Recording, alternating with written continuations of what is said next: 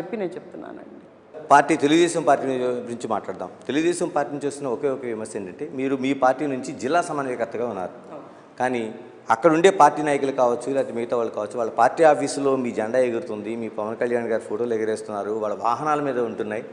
మీ ఆఫీసులో కావచ్చు, మీ వాహనాలపైన కావచ్చు, అటువంటి సమన్వయం ఎక్కడ కనిపించట్లేదు అనేది ఒక పాయింట్ అవుట్ చేస్తున్నారు. సమన్వయం తెలుగుదేశంతోనా లేకపోతే తెలుగుదేశంతో ఖచ్చితంగా ఉందండి. నేను అదే మీకు 2-3 సార్లు చెప్పాను. సమన్వయ లోపం అంటే లేదు. సమన్వయ లోపం అంటే ఇది ప్రస్తుతానికి ఎలా ఉందంటే, ఎవరికి టికెట్ వస్తుంది, ఎవరికి టికెట్ వస్తే వాళ్ళతో పాటు పనిచేయడానికి అవతల వాళ్ళు అందరం రెడీగా ఉన్నాం. జనసేనకి టికెట్ వస్తే తెలుగుదేశం వాళ్ళు మాతో పనిచేయడానికి రెడీగా ఉన్నారు. తెలుగుదేశానికి టికెట్ వస్తే జనసేన శ్రేణులన్నీ కూడా రెడీగా ఉన్నాయి. అటువంటి సమన్వయ లోపం లేదు. ఎందుకంటే మీకు ఇంకో విషయం చెప్తాను. సమన్వయ కార్యక్రమం మీటింగ్స్ అయ్యాయి మనకి.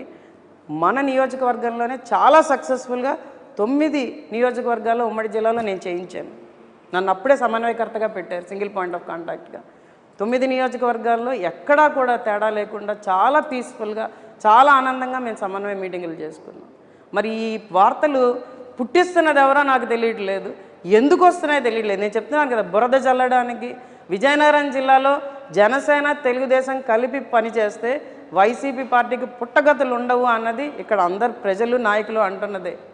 కాబట్టి ఇలాంటివి జల్లుతూ అటు ఇటు విభేదాలు సృష్టిస్తూ కులాల సమీకరణలు తీసుకొస్తూ పక్కదారులు పట్టిద్దాం అన్నది ఇక్కడ కొంతమంది చేస్తున్న విష ప్రచారం. ఇలాగ మీ పార్టీ నుంచి కూడా ఒక ఇది కనిపిస్తుంది. మీ అభ్యర్థిత్వాన్ని అందరూ